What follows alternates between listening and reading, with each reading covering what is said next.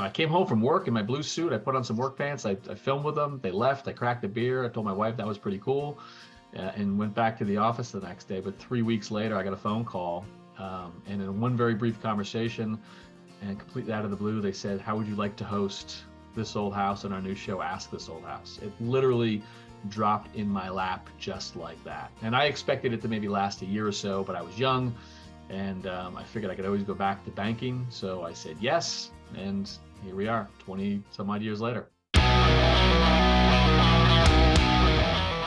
The following podcast is brought to you by Thryv. Manage, run, and grow your business all from one dashboard using one login. Small business runs better on Thryv.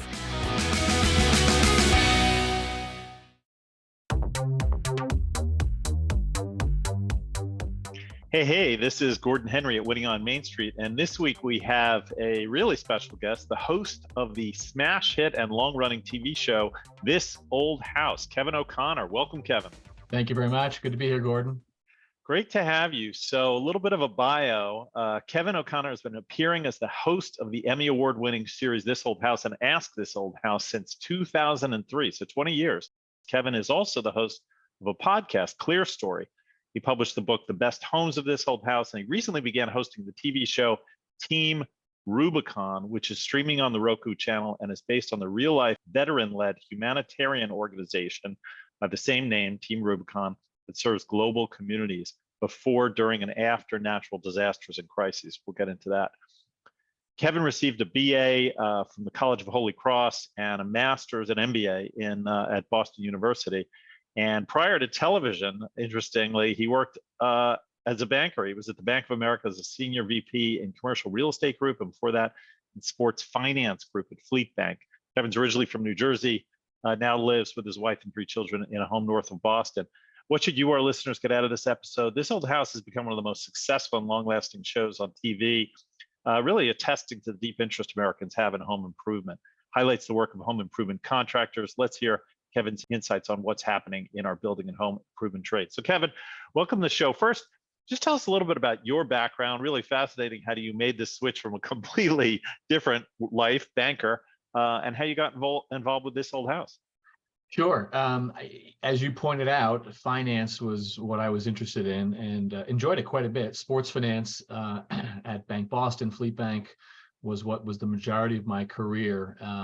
And that's where I was when we sent a letter, we being my wife and I, to This Old House magazine. I grew up watching the show with my dad and my brothers. My dad's in construction. I've got some brothers in construction. I'm not, but always had an interest in it. And so when Kathleen and I bought our first home, a 1893 fixer-upper, 2-family, no working kitchen, bathrooms didn't really work, but sort of exactly what we were looking for. We were young, we were eager. So we started working on it, fixing it up, and bumped into a couple problems, looking to recreate some historical details. So off went the letter to a magazine. I don't know who does that anymore, or who did it back then, but we did. What's a magazine? Exactly. What's a letter? But remarkably, This Old House, the venerable home improvement show, was in the process of starting then a new show, their sister show, Ask This Old House. The premise being the same expert craftsman going out, and instead of doing a full year-long renovation of a big old house, dipping into the mailbag, ringing doorbells, and helping homeowners with small projects. And so because the show was new and there was no mailbag, they turned to their magazine and they said, "Did you get any letters?" They got ours. They came out, they filmed. We did a little half-day shoot. I had no idea what they were talking about because I didn't even know the show existed, but they said they bring Tom Silva to my house. I love the guy, watching him with his brothers on the show. And literally, I thought that was it, Gordon. They left. I came home from work in my blue suit. I put on some work pants. I filmed with them. They left. I cracked a beer. I told my wife that was pretty cool, and went back to the office the next day. But 3 weeks later, I got a phone call. And in one very brief conversation, and completely out of the blue, they said, "How would you like to host This Old House on our new show, Ask This Old House?" It literally dropped in my lap just like that. And I expected it to maybe last a year or so, but I was young, and I figured I could always go back to banking. So I said yes, and here we are 20 some odd years later. Amazing. I heard you say in a video that you weren't even in a high school play, like you had no acting experience. No. So wasn't it a little intimidating to start out as the host of this big hit TV show? It definitely was intimidating, but I will tell you that because of the way it started, in my house, answering the doorbell for a tradesperson who was going to try to help us fix our house, my job in that initial scene was to sort of tell the guys who came to the house what was wrong, ask them questions about, what we could do to fix it, have them show me, and then try my hand at it. That felt very natural. And it turns out that that's the host's job. Everyone on the show is a professional contractor, except for myself. They all run their own businesses to this day. They've never taken on TV full time. They've kept their contracting businesses.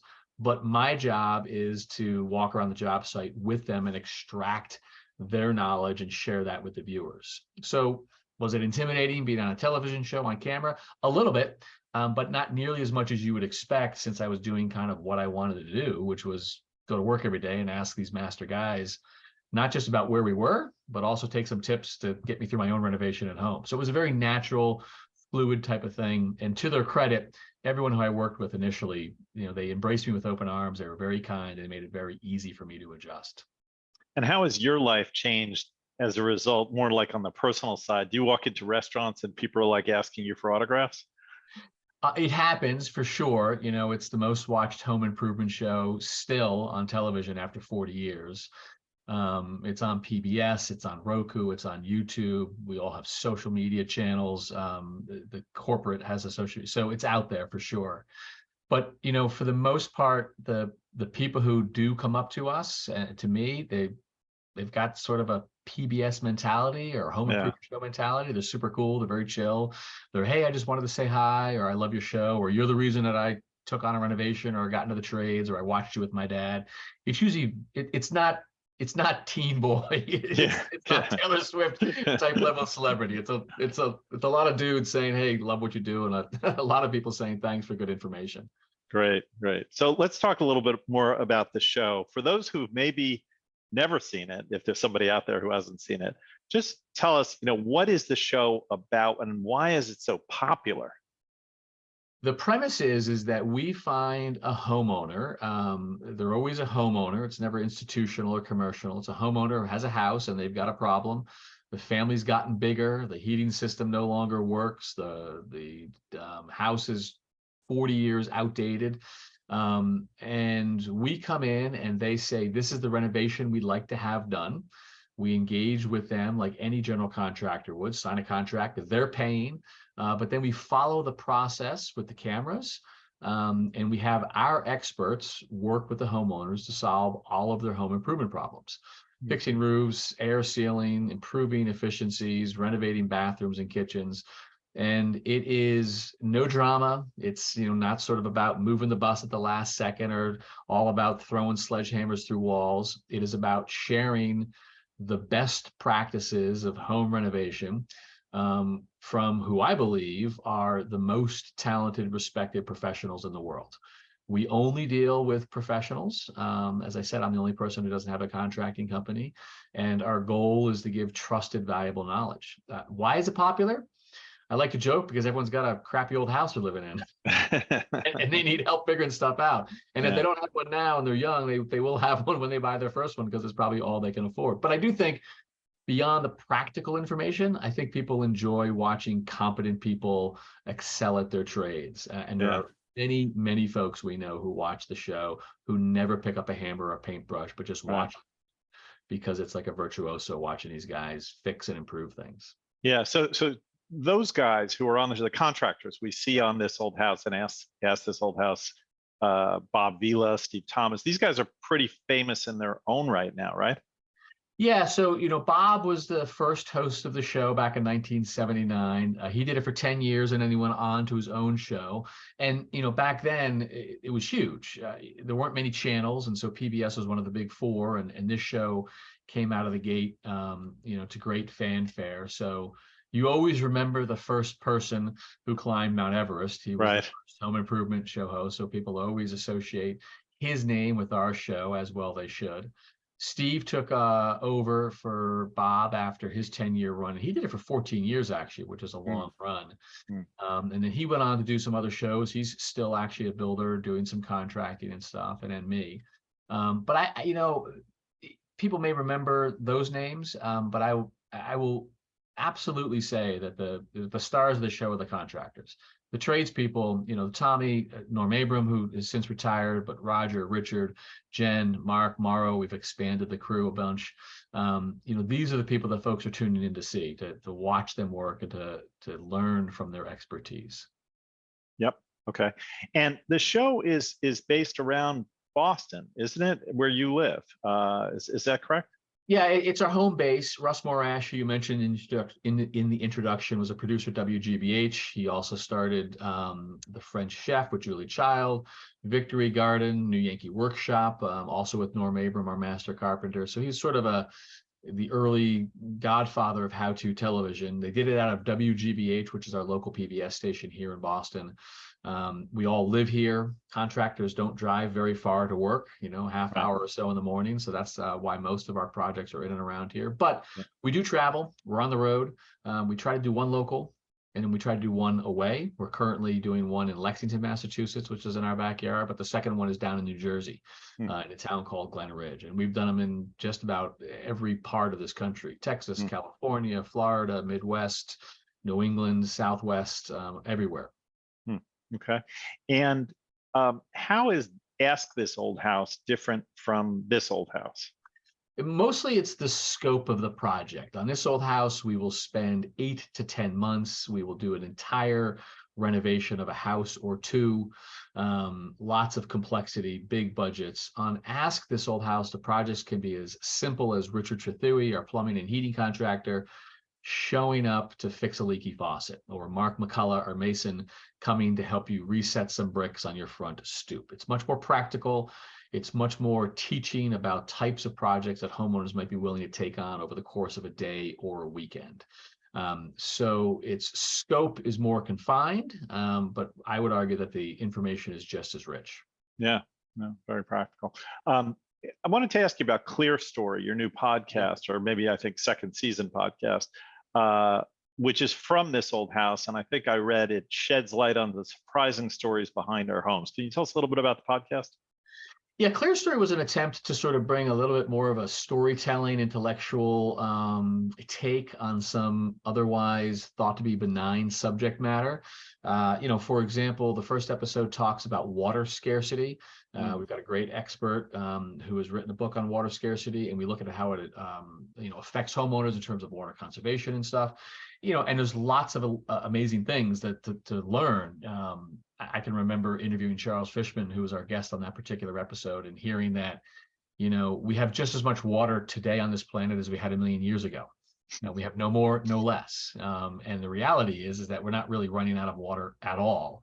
The problem is that we tend to be having people going to places where the water isn't, and the challenge is getting water from where it is abundant to where it is scarce. And that leads to all sorts of challenges, but also great opportunities. The city of Las Vegas, which had plenty of water from the Colorado River 70 years ago, but as it has grown and its neighbors have grown, is now, in a dire situation. But remarkably, we learned from him that every drop of water in Las Vegas, if you're in a hotel and you take a shower or flush the toilet or brush your teeth, every drop that goes down that drain is recycled and reused by the city of Las Vegas.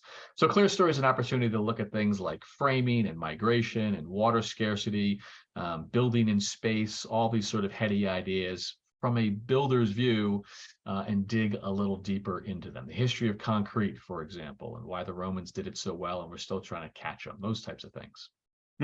Fascinating.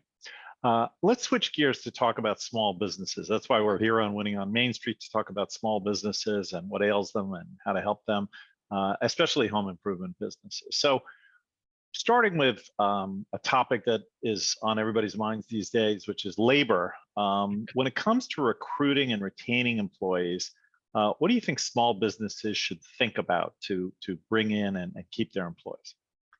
Well, I think they should think about a couple of things. And the first one I would put out there is that they're at a huge disadvantage because of their size. It is very difficult to run a small business. And I think it's also very difficult to recruit people to a small business. You just have a lot of big, sophisticated competitors who you are up against. Right. So knowing it's a challenge, I think will help sort of set people's mindset. But then, in terms of recruiting and retaining, there are several things that are important, I would think, from my experience. All of the folks on our show run small businesses. We've been dealing with small businesses, both with our people as well as other subcontractors, for the 40 years that we've been on the show, me for 20 years. A couple of things for them to keep in mind. I think it's important that they build a brand. And I know that sounds probably pretty simple or pretty obvious, but my twist on that is, what is it that your brand is saying? Most people are probably building a brand to attract and recruit customers. But Gordon, how many times have we heard a small business say, I have too much work. I don't have enough people to do it. And to that end, I would say that your brand building and messaging should potentially focus on recruiting employees as much as customers, because too much work, too few people. I don't think you necessarily want to go and spend all of your brand energy getting more work. You may want to think about more people. And to do that, I think it's important that companies tell folks why they do what they do, as much as what it is that they do, because employees are looking for certain things. And so that's another important thing that I think companies have to do. They have to understand what people are looking for. The list is pretty short, no matter where you look. It's always good pay. But it's also things like they want interesting and engaging work. They want career advancement. And career advancement typically means that they want mentorship and exposure to technology. So people have to be thinking about that. And I think it's important that small businesses are always trying to expand their talent pool. They always need to be thinking about where can they potentially find other employees. And oftentimes those are not in the most obvious or direct places that they may think. Yeah, good advice. Let's talk a little bit about remote work. May or may not apply to a home improvement situation, but since COVID, especially, everybody's talking about remote work, flexible schedules. Where do you see that all headed? Is it accelerating? Is it abating? Where is the world going with remote work? Well, I don't think it's ever going back to where it was pre-pandemic. I do think it's fluid, and I don't think we know for certain. But for the immediate future and potentially the medium to long-term future, I think the need to provide flexibility and remote work is going to be essential. There are a couple statistics out there right now that you can see in reports. There is about 20% of work days currently being done from home. And if you compare that to what it was pre-pandemic, that number was about 5%. So that's about a fourfold increase. Look at you and I, here we are, with our living rooms or offices in the background. I do quite a bit of this, as I would imagine you do as well. And what's remarkable about, that uptick in work from home is that while those work days have jumped to 20% from home, productivity has increased as well. Mm-hmm. And that has really led to a lot of companies who I think were maybe a little nervous about it, actually embracing it. So much of that, I think, is here to stay. It is difficult for the small businesses who are in the trades, for example, where the work goes on site. It's not as easy to take a laborer's job and make it remote. So that's a big challenge. But I think small companies ignore it at their own peril. I've had discussions with folks who run these companies, and what they've tried to do is, they get paid by the hour. So 40 hours is 40 hours, but they've tried things like compressing the work week, 9-10-hour days, 4 of them, 4.5 of them instead of 5 of them, for example, allowing people different times to start the job. If you have a new child at home, if you're raising a young family, being there to support a spouse early in the morning could be critical. A lot of folks who I work with are leaving at exactly the same times the buses are picking up kids from school. So thinking about those types of flexibility and how you can help your employees deal with those, I think, are very important. So at this point, I would say remote work is here to stay in some form, and small businesses have to think about how to provide flexibility for employees. And as I say, if they don't, it's at their own peril. Yeah. Now, this old house obviously focuses on the trades, construction and home improvement trades. Where do you think the trades are right now in terms of, growth, contraction, appeal, lack of appeal, Yeah. particularly our younger people saying, hey, that's the industry I want to go into. It's been a rough decade or so in terms of image for the trades, probably longer, probably more like 30 years. There has been a sort of concerted message across this country putting a college degree above a technical degree or technical experience. We have been struggling with that in our business, in the construction trades for a very long time. I think it's a little unfair and I think it's a little misguided, but there's also some, merit to it. There is some real data that says a college degree or advanced degrees can result in more lifetime earnings and such like that. But the good news is that I feel like the pendulum is starting to swing a little bit the other way. There are some statistics and some anecdotes that I think support that. Over the last decade, you can see that college admissions on whole is down about 15%. And at the same time, apprenticeships by companies who have decided to bring young people into the company and train them on site, those are up by about 10%. And so that's a big change. And I think that's actually good. And then we've got the student debt debate that's going on. A very broad realization by many people, students and parents, that you could end up leaving college with a lot of debt, which can be a big problem. So I think the momentum is sort of coming back to the trades, and I think there's some statistics out there. I'll share with you one very powerful story, at least I think so. There's an institution down in Pennsylvania, just outside of Philadelphia, called Williamson College of the Trades. We've been down there to profile them on our show. I've become friendly with some of the folks down there, including the head of school, and they just finished graduation and the recruiting period. So students go there for a 2-year associate degrees. They get an academic curriculum, but they also get hardcore training in skilled trades, boiler maintenance, electrical, masonry, these types of things. There are about 70 plus seniors in the graduating class. At the end of the year, companies come for the job fair to recruit them. Get a load of this. Well over 200 companies pay the school for the privilege to show up to recruit these young men who have been trained in these trades. Think about that. They know that there are only 70 plus graduates. So they know that 2/3 of these companies that will show up and write big checks for the privilege are not going to walk away with a graduating senior. But they still come because their services are in such high demand. And a well-trained technician in these various fields are highly sought after. The school is free to the students. They board there. It costs them nothing. So they graduate with no debt and oftentimes graduate with 5 or 6 offers, and every single one of them is employed on graduation day. It is remarkable. And I think it's just a small anecdote to show the interest in those fields if trained well and connected with companies. There's a shortage. There's a huge shortage, and companies are trying to connect with them. Yeah, no, I think it's a really fascinating debate, and one that I share your enthusiasm for the career opportunities in the trades, because so many kids, as you say, come out of school with debt, and not only debt, but also a lack of marketable skills. They learn this stuff in college that they can't really apply and make much of a career out of. And so the earning potential for that person may not be that great. And meanwhile, you come out with a trade type of degree or capability, and you can immediately get to work. You start earning money. You don't have the debt, as you said. And also, it can't really be so easily either offshored or replaced by, AI or some other machine. I mean, it's pretty hard for a robot to fix your plumbing, and that's maybe hopefully changing the way people are looking at this.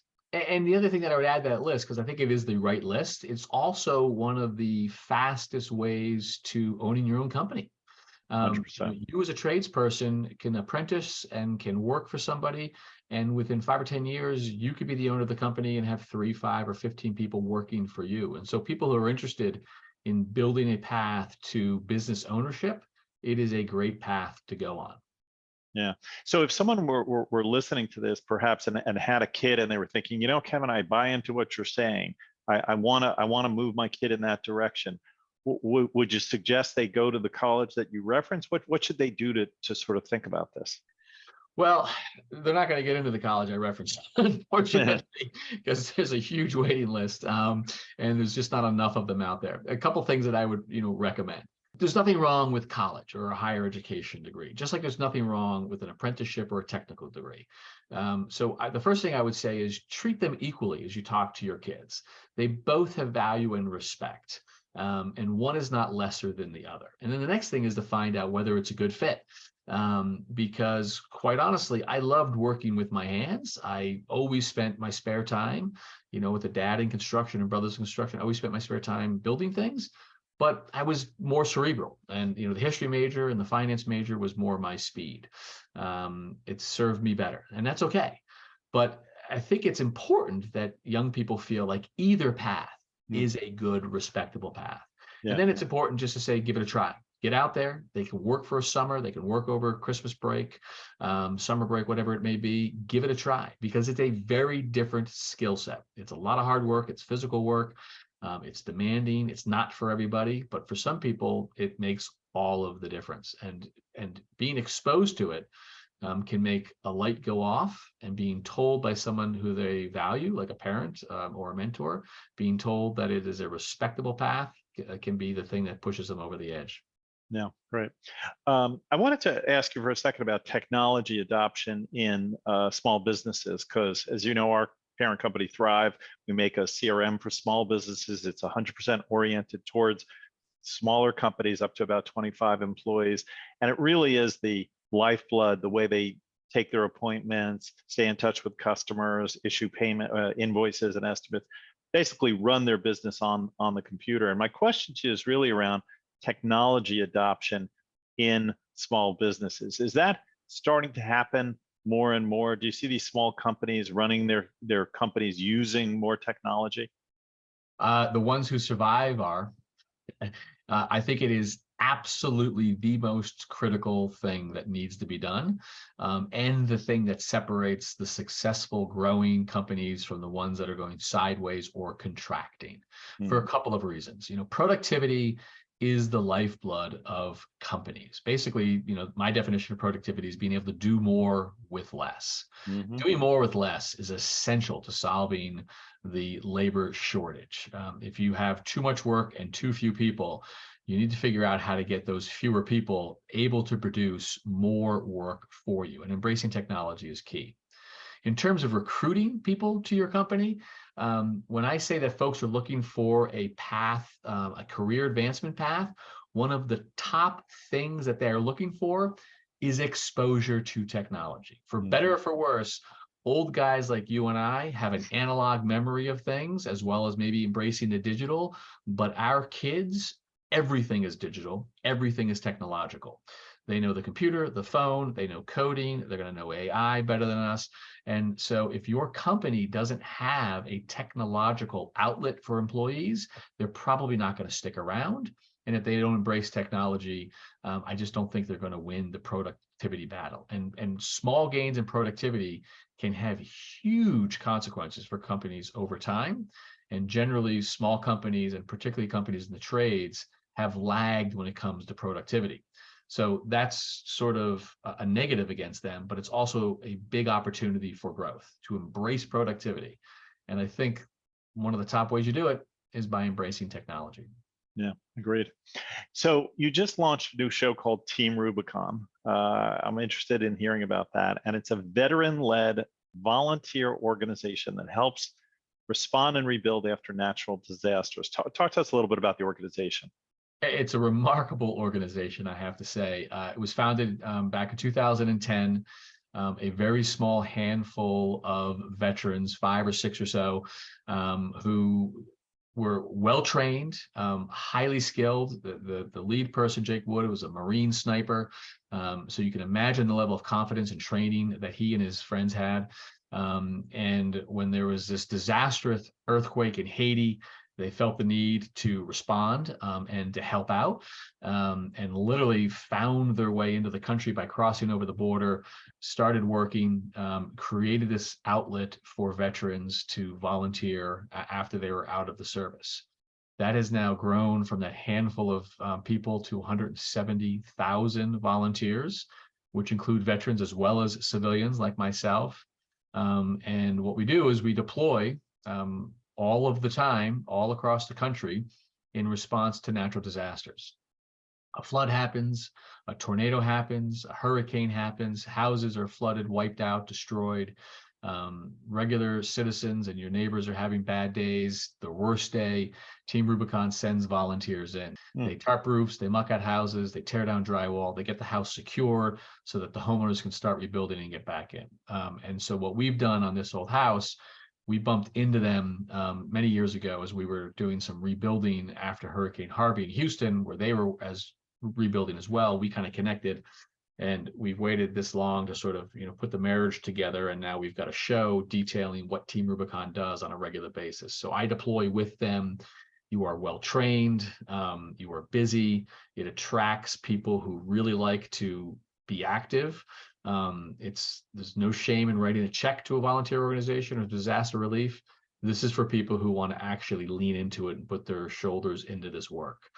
And so it's a 13-part series. It's all dropped on Roku. It can be streamed right now, and people can see what this remarkable organization is about. Yeah, I was just reading about it, and honestly, I did not know about it before getting ready for this podcast, but it is incredible what they do. They've deployed, I've read, over 500 operations, including Haiti, Pakistan, Burma, Sudan, Ecuador, Greece, Turkey, the Bahamas, and all these hurricanes we always hear about on the news: Irene, Debbie, Isaac, Sandy, and a slew of tornadoes. It's massive, and it's just awe-inspiring. How is the organization funded? Is it literally just guys like us writing checks? Is there something bigger that funds the organization? It is all charitable donations. So there are corporations who support it. There are folks who write, $15, $10 a month checks over the course of the year. It's all volunteers, except for a very small paid staff, at headquarters. So people like me are trained by them, and then we are deployed, and we do all of the work on a volunteer basis. We don't get paid for it at all. And it's got a lot of support from corporate sponsors as well as individuals. I was just talking to the CEO because we were doing a media hit within a couple of days, and Ford, for example, Ford Motor Company has just stepped up their sponsorship in a big way, monetarily, but also sending some of their great pickup trucks, which are hybrids. So, gas and electric trucks that can run our fobs and our shower stations. So we get that type of support. But I've heard it described, my favorite description that I've heard, Gordon, was it is like a national volunteer fire department. There are Team Rubicon members. We call ourselves Gray Shirts. There are Team Rubicon Gray Shirts in every state, in many neighborhoods, and they're responding to the big events like hurricanes down in Florida, but also small events, doing wildfire mitigation on the West Coast or Pacific Northwest, doing flood cleanup in small towns, a whole bunch of different things. There are Gray Shirts standing by, ready to help out in your community if something goes wrong and there's a natural disaster. It's a remarkable concept. Yeah, that's really awe-inspiring. We'll be back in just a minute with Kevin O'Connor right after the break. Don't go anywhere. This episode of Winning on Main Street is brought to you by Thryv, the small business management platform that you and your customers will love. No matter where you are, Thryv helps you run your business, keep organized, and get paid faster, all from one login and dashboard. Thryv makes it easy for customers to find you online, instantly interact, and stay engaged. And with free unlimited support 24/7, there really is no comparison. Go to thryv.com/pod for a quick demo to see everything Thryv can do. And we're back with Kevin O'Connor of This Old House, and a really fascinating journey Kevin's been on with This Old House for 20 years. Kevin, as we said at the beginning, This Old House has been around since 1979. Is it going to just keep going forever? What's the future of This Old House? I like to think it will. I don't want to be the last host of This Old House. I hope there's another young, curious person who comes behind me. It's an ensemble cast. We've transitioned from the first host to the second host to the third host. Okay. Norm Abram, who was the master carpenter in there from the very first show from 1979, started working with Tom Silva 5 or 10 years into it. Norm is now retired. Tommy is still going. But we've expanded our crew to some young people. Nathan and Jen and Ross and Heath, our electrician, are out there working. Our goal is to continue this old house as far into the future as we possibly can. Not everything lasts forever, but up until now, I think we've done a pretty good job of sticking to our knitting, doing what we do best, which is trusted information about home improvement from experts. And we've tried to embrace, all of the new platforms. We're streaming on Roku, still on PBS. You can watch us on YouTube. You can look at Tom Silva's TikTok handle, which has got 1 million followers. That's 73-year-old carpenter with 1 million TikTok followers. So my hope is, Gordon, that it continues. And that in a not so distant future, there's another host that's replaced me and it's kept the whole thing going. I will say, in a very it's hardly a humble brag, but we had the privilege last year of winning the Lifetime Achievement Award from the National Academy of the Emmys, who brought the whole crew out. And it was fun for us because it was a little bit of a reunion and a get together for us, but it was only the third show in history to ever receive an Emmy, a Lifetime Emmy. And the other 2 shows were 60 Minutes and Sesame Street. So we felt like we were in pretty good company. We were proud of that. Yeah, that's terrific. And then finally, what's in your future? You've been doing this, as you said, 20 years. You now got the Team Rubicon going. Are you just going to continue to expand this kind of O'Connor empire on TV, or what else? It's definitely not an empire. I'm a team player. I'm a This Old House guy through and through. Team Rubicon was done by the producers of This Old House, and so I'm in collaboration with them. We've got a lot of stories to tell, a lot more houses to work on. So I'm going to keep doing that. I do the speaking and I do this type of stuff all the time. But, the goal for me is to spend the next 5, 6, 7 years, whatever it is, making sure that the franchise is in good shape, and bringing in some young new faces, and doing exactly what I just said earlier, which is keeping the whole thing going.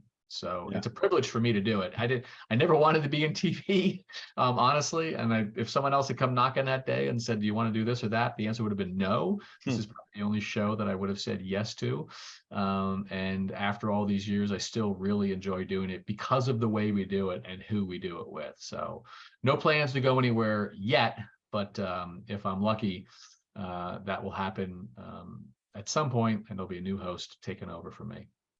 Terrific. Well, I want to thank you so much for joining us. I know you're super busy with all these projects going, but I think our listeners really enjoyed hearing from you and getting your perspective on home improvement and small business and everything you're doing. So thank you. And I want to ask you, for those who are listening who may want to either write to This Old House to ask them a question or get involved with Team Rubicon, where should they go?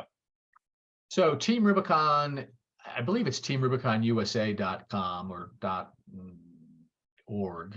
It's a nonprofit, but you'll find it, Team Rubicon. You can donate very easily, but you can also sign up. You can do the training online and get yourself deployable. It's a remarkable organization. You will meet amazing people, folks who want to get up early and work hard, if that's your thing. So that's pretty easy to track down. And then thisoldhouse.com, we've got a submission page for folks who've got questions. Throw them in there. You're going to be in a big mailbag. I can imagine 5,000 6,000 coming in a month, and we can only answer a few. But yeah, go ahead, throw it in there as well. And everyone on the crew has got social media, so I've seen our guys responding to individual fans' questions on Instagram and Twitter and all that kind of stuff. Okay. Well, again, Kevin, thank you so much for coming on the show. Really great to have you here. Gordon, it was my pleasure. I really appreciate the invite, and it was nice chatting with you. Yeah. And I want to thank our producer, Tim Alleman, and coordinators, Diet Barnett and Daniel Huddleston. And if you enjoyed this podcast, please tell your colleagues, friends, and family to subscribe, and please leave us a 5-star review. We'd really appreciate it. It helps us in the rankings. Small business runs better on Thryv. Get a free demo at thryv.com/pod. Until next time, make it a great week.